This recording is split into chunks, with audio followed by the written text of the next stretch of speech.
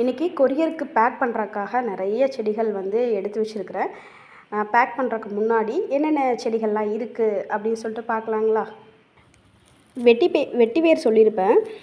வெட்டிவேர் வந்து இந்த மாதிரி தான் கொடுப்பாங்க. இது வந்து கட்டிங்ஸ் மாதிரி தான் இருக்கும். இதில் வந்து மொத்தம் 4 கிளைகள் வந்து பிரிஞ்சு வர மாதிரி இருக்குங்க. இந்த 4யுமே வந்து நம்ம தனித்தனியாக பிரித்து நடவு பண்ணி வச்சாலும் வெட்டிவேர் வந்து வளர்ந்து வந்துடும். நீங்கள் க்ரோ பேக்கில் வைக்கிறதா இருந்தால் கொஞ்சம் பெரிய க்ரோ பேக்காக எடுத்துக்கோங்க. மண்ணில் நடவு பண்ணால் ஒன்றும் பிரச்சனை இல்லை. ஏன்னா வேருக்காகத்தானே நம்ம வெட்டிவேர் வளர்க்குறோம். இது வந்து க்ரீனம் லில்லி. நான் அமர் லில்லின்னு கூட ஒவ்வொரு வீடியோவில் சொல்லியிருப்பேன். கலர் வந்து ஒயிட்டு பிங்க் மிக்ஸ் ஆன மாதிரி இருக்கும், நல்லாயிருக்கும். அப்புறம் கள்ளிமலையான் நான் கொடுக்கறது வந்து வேரோடு தான் கொடுப்பேங்க. வேரோடு வச்சாதான் வருமா அப்படின்னா இல்லைங்க. இது மட்டும் கூட நீங்கள் கட் பண்ணி நடவு பண்ணி வச்சாலும் கள்ளிமலையான் வளர்ந்து வந்துடும். ஆனால் தண்ணி ஊற்றுறது வந்து ஃபஸ்ட்டு ஆரம்பத்தில் நம்ம கட்டிங்ஸ் மாதிரி வச்சோம் அப்படின்னா லைட்டாக தண்ணி தெளித்து விடணும். அது நிழலில் வைக்கணும். அப்புறம் வளர்ந்ததுக்கப்புறம் வெயிலில் வச்சாலும் பிரச்சனை இல்லை. அதுக்கப்புறம் தண்ணி ஊற்றினாலும் அழுகி போகாது.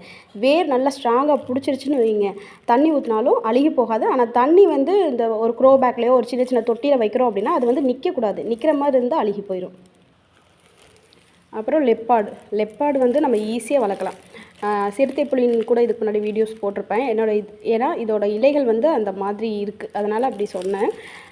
இது வந்து பல்ப்ஸ் மூலயமாவும் வளர்க்கலாம். அப்படி இல்லைன்னா இலைகள் மூலயமாவும் நம்ம இதை வந்து ப்ராபகேஷன் பண்ணலாம். லெப்பாடு.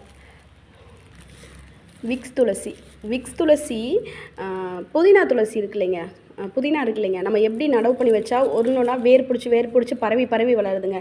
அந்த மாதிரி வளர்ந்துட்டே போகும் இந்த விக்ஸ் துளசியும். நம்ம ஒரு செடி மூலயமாவே பல செடிகளை வந்து உருவாக்கலாம்.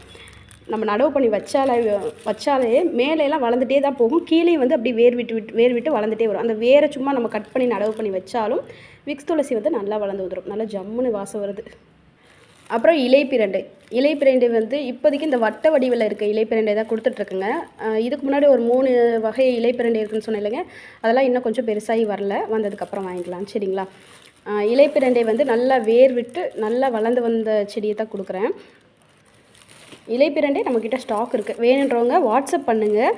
நீங்கள் இன்ஸ்டாவில் வந்து நீங்கள் மெசேஜ்லாம் பண்ண வேண்டாம். சரிங்களா? இன்ஸ்டாவில் நிறைய மெசேஜ் வரனால பார்க்க முடியறதில்ல. நீங்கள் ஆர்டர் பண்ணுறதா இருந்தால் எனக்கு வாட்ஸ்அப்பில் மெசேஜ் பண்ணுங்கள். சரிங்களா? நிறைய பேர் இன்ஸ்டாவில் தான் வந்து பிளான்ட்டாக இருக்கட்டும், சீட்ஸு, கள்ளிப்பழம் எல்லாத்துக்குமே அதில் தான் மெசேஜ் பண்ணுறீங்க. எனக்கு வாட்ஸ்அப்பில் மெசேஜ் பண்ணிட்டீங்கன்னா கொஞ்சம் ஈஸியாக இருக்கும். அப்புறம் டிசம்பர் பூச்செடி. ஒரே ஒருத்தவங்களுக்கு மட்டும் இவ்வளோ பெரிய இலைப்பிரண்டை பேக் பண்ணுறக்காக எடுத்து வச்சுருக்கேங்க. நல்லா பெரிய இலைப்பிரண்டை.